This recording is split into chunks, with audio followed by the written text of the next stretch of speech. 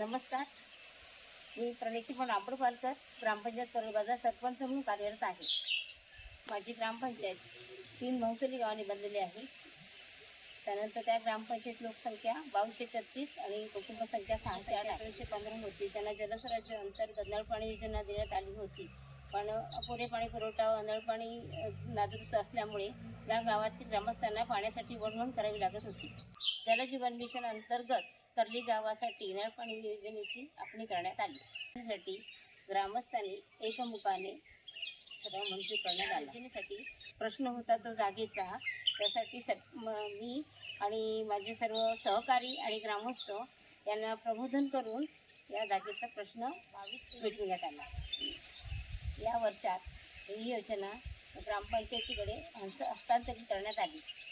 आजपर्यंत या नळपाणी योजनेची 100% वसुली होऊन या ग्रामस्थांना आज पाणी पुरेसं मिळत आहे.